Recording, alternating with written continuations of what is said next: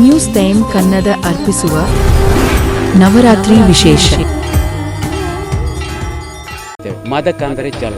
ಆ ಹೆಣ್ಣು ಮಗುವೆ ಮುಂದೆ ಕೋಟಿ ಚೆನ್ನಯ್ಯರ ಹುಟ್ಟಿಗೆ ಕಾರಣವಾದ ಅವರ ತಾಯಿ ಈ ರಾಜರಾಜೇಶ್ವರಿ ದೇವಿಯ ಅಂಶ ಸುವರ್ಣಕೇತಗೆ, ಈ ಪಡುಮಳೆಗೆ ಮೂಲ ಕ್ಷೇತ್ರ. ಈ ಕ್ಷೇತ್ರವು ಒಂದು ಕಾಲದಲ್ಲಿ ರಾಜರ ಆಡಳಿತ ಇರುವಾಗ ಕುಂಬ್ಳೆ ಸೀಮೆಗೆ ಒಳಪಟ್ಟಿತ್ತು. ಮದಕದ ನೀರಿನ ಒಂದು ವಿಶೇಷ ಎಂದರೆ ಇದೊಂದು ಪುಣ್ಯ ನೀರು. ಆ ತೀರ್ಥಕಲ್ಲಲ್ಲಿ ಉದ್ಭವವಾದ ನೀರು. ನಾವೀಗ ಪಡುಮಳೆಯ ಪುಣ್ಯಕ್ಷೇತ್ರ ಮದಕದ ಹತ್ತಿರ ಇದ್ದೇವೆ. ಮದಕ ಅಂದರೆ ಜಲ. ಈ ಮದಕದ ಒಂದು ಪುರಾಣ ಕಥೆ ಎಂದರೆ, ಇದು ಇಲ್ಲಿ ಕೇಂಜವ ಹಕ್ಕಿಗಳು ಸೂರ್ಯದೇವರಿಗೆ ಮೊಟ್ಟೆ ಅರ್ಪಿಸಲು ಬಂದಾಗ ಅದು ಕೊಕ್ಕಿನಿಂದ ಕೊಂಡೋದರೆ ಅದು ಅದಕ್ಕೆ ಎಂಜಲಾಗ್ತದೆ ಅಂತೇಳಿ ರೆಕ್ಕೆಯ ಮಧ್ಯೆ ಇಟ್ಟು ಹಾರಿಕೊಂಡು ಬರುವಾಗ ಆ ಮೊಟ್ಟೆ ಕೆಳಗೆ ಬಿದ್ದು ಈ ಮದಕ ಕ್ಷೇತ್ರಕ್ಕೆ ಬಿದ್ದಿತು. ಇದೇ ಊರಿನಲ್ಲಿ ಆ ರಾಜರ ಕಾಲದಲ್ಲಿ ಬಿಜಿನಾರು ದಂಪತಿಗಳು ಇದೇ ಹತ್ತಿರದ ಒಂದು ಪರ್ಲಂಗ್ ದೂರದಲ್ಲಿ ಅವರ ಮನೆ. ಅಲ್ಲಿಂದ ಅವರು ಇಡೀ ಊರಿಗೆ ಪೂಜೆ ಮಾಡುವವರು.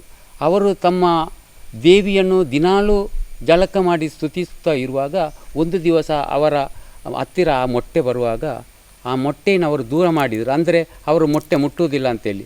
ಆದರೆ ಆ ದೇವಿಯು ಅವರಿಗೆ ಒಂದು ಲಿಂಬೆಯ ಆಕಾರದಲ್ಲಿ, ಒಂದು ಕೆಂಪು ಲಿಂಬೆ ಅಂದರೆ ಬಂಗಾರದ ಒಂದು ವರ್ಣದ ಲಿಂಬೆಯ ಆಕಾರದಲ್ಲಿ ಅದನ್ನು ಇದು ಮಾಡಿದ್ದರಿಂದ ಅವರು ಏನೋ ಒಂದು ವಿಶೇಷ ಇರ್ಬೋದು ಅಂತ ಮನೆಗೆ ಅದನ್ನು ಕೊಂಡು ಹೋಗಿ ಅಲ್ಲಿ ಅವರು ಅಕ್ಕಿಯ ಕಳಿಂಬಿ ಅಂತ ಹೇಳ್ತಾರೆ, ಅದರ ಮೇಲೆ ಇಡುವಾಗ ಮರು ದಿವಸ ಮಗು ಕೂಗುವುದು ಕೇಳಿ ಆ ಮಗುವನ್ನು ಎತ್ತಿಕೊಂಡಾಗ ಆ ಹೆಣ್ಣು ಮಗುವೇ ಮುಂದೆ ಕೋಟಿ ಚೆನ್ನಯ್ಯರ ಹುಟ್ಟಿಗೆ ಕಾರಣವಾದ ಅವರ ತಾಯಿ ಈ ರಾಜರಾಜೇಶ್ವರಿ ದೇವಿಯ ಅಂಶ ಸುವರ್ಣಕೇತಗೆ. ಆ ಕಥೆಯು ಈ ಮದಕ ಕ್ಷೇತ್ರದಲ್ಲಿ ವಿಚಾರ ಉದ್ಭವವಾಗಿದೆ.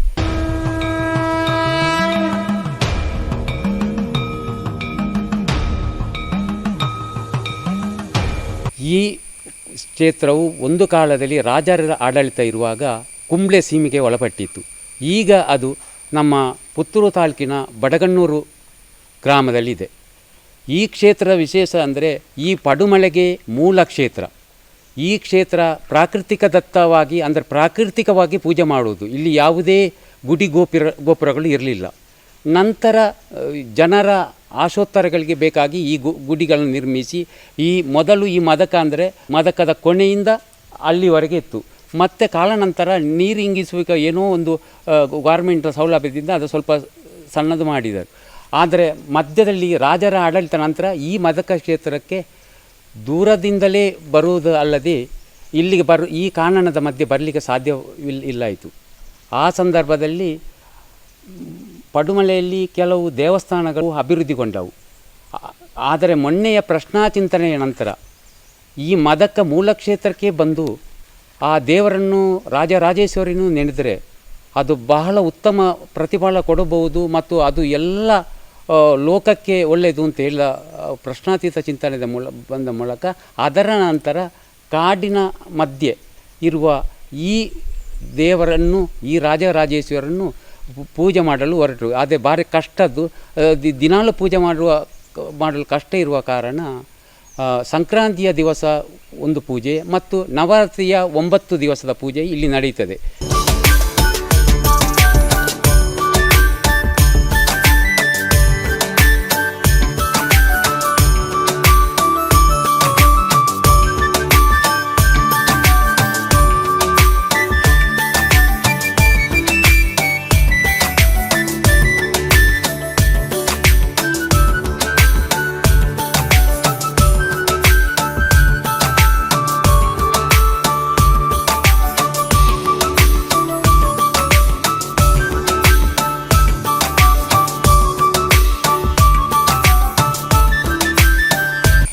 ಈ ಮದಕದ ನೀರಿನ ಒಂದು ವಿಶೇಷ ಎಂದರೆ ಇದೊಂದು ಪುಣ್ಯ ನೀರು.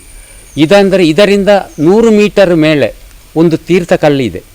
ಆ ತೀರ್ಥಕಲ್ಲಲ್ಲಿ ಉದ್ಭವವಾದ ನೀರು ಅಂದರೆ ಜಾತ್ರೆಯ ಪಡುಮಳೆಯ ದೇವಸ್ಥಾನದ ಜಾತ್ರೆ ಸಂದರ್ಭಕ್ಕೆ ಅಲ್ಲಿಗೆ ನಾವು ಹೋಗ್ತಿದ್ದೇವೆ.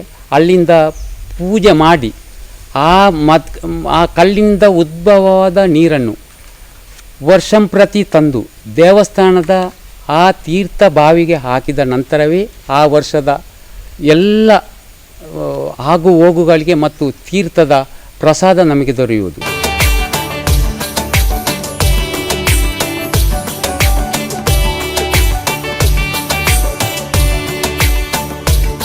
ಈ ಪ್ರದೇಶದಲ್ಲಿ ನಮ್ಮ ಮೊದಲಿನ ಹಿಂದುಳಿದ ವರ್ಗದವರು ಎಲ್ಲ ಮೇಲೆ ಮನೆ ಕಟ್ಟಿಕೊಂಡು ಅದರಲ್ಲಿ ಒಂದು ಮಾತೆ ಇದ್ದಳು. ಅವಳ ಹೆಸರು ಮಾಯಿಳಿದ್ದಿ ಅಂತ ಹೇಳಿ.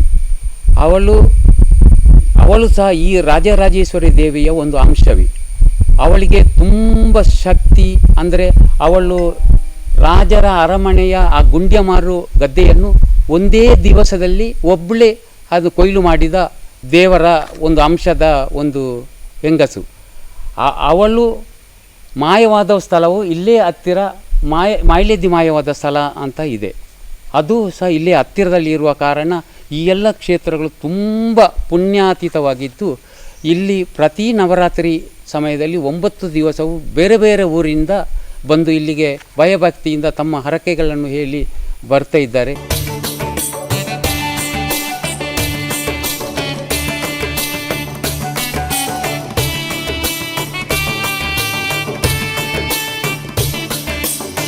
ಅದು ಸೆಪ್ಟೆಂಬರ್ 22ನೇ ತಾರೀಕಿಂದ 30ನೇ ತಾರೀಕಿವರೆಗೆ ಬಹಳ ವಿಜೃಂಭಣೆಯಿಂದ ಈ ಕ್ಷೇತ್ರದಲ್ಲಿ ನವರಾತ್ರಿ ಉತ್ಸವ ನಡೆಯುತ್ತದೆ. ಅದು ವಾಸುದೇವ ತಂತ್ರಿಯವರ ಆಶೀರ್ವಾದಗಳೊಂದಿಗೆ ಮತ್ತು ರವಿ ತಂತ್ರಿಯವರ ನೇತೃತ್ವದಲ್ಲಿ ನಡೆಯುವ ಈ ಉತ್ಸವಕ್ಕೆ ಪರ ಊರಿಂದ ಎಲ್ಲ ಭಕ್ತಾದಿಗಳು ಬಹಳ ಸಂಖ್ಯೆಯಲ್ಲಿ ಬರುತ್ತಾರೆ. ಅದು ಆ ದಿವಸ ಅಂದರೆ 22ನೇ ತಾರೀಕಿನ 3:30ಕ್ಕೆ ಶ್ರೀ ಕೂವೆ ಶಾಸ್ತಾರ ವಿಷ್ಣುಮೂರ್ತಿ ದೇವಸ್ಥಾನದಿಂದ ಬರುವ ಒಂದು ಭವ್ಯ ಮೆರವಣಿಗೆಯಲ್ಲಿ ಅಲ್ಲಿಂದ ಇಲ್ಲಿಗೆ ಬರುವ ಮೆರವಣಿಗೆ ಸಹಸ್ರಾರು ಸಂಖ್ಯೆಯಲ್ಲಿ ಜನ ಸೇರಿ ಒಟ್ಟಿಗೆ ಬಂದು ಆ ದಿವಸ ಇಲ್ಲಿ ಪೂಜಾ ಕೈಂಕರ್ಯಗಳು ನಡೆಯುತ್ತವೆ. ಅದರ ನಂತರ ಭಜನೆಗಳು, ಕೆಲವು ವಿಶೇಷ ಪೂಜೆಗಳೆಲ್ಲ 9 ದಿವಸವೂ ನಡೆಯುತ್ತವೆ.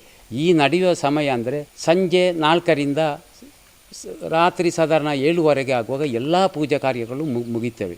ಆ ಹೊತ್ತಿಗೆ ಭಕ್ತಾದಿಗಳು ಆದಷ್ಟು ಸಂಖ್ಯೆಯಲ್ಲಿ ಬಂದು ಈ ಕಾರ್ಯಕ್ರಮವನ್ನು ಹೆಚ್ಚಿನ ಸಂಖ್ಯೆಯಲ್ಲಿ ಬಂದು ನಡೆಸಿಕೊಡುತ್ತಾ ಇದ್ದಾರೆ. ಈ ಸಲವೂ ಹಾಗೆಯೇ ಎಲ್ಲರೂ ತಾವು ಬರಬೇಕು, ಈ ದೇವರ ಕೃಪೆಗೆ ಪಾತ್ರರಾಗಬೇಕು ಎಂದು ನಿಮ್ಮಲ್ಲಿ ನಮ್ರ ವಿನಂತಿ.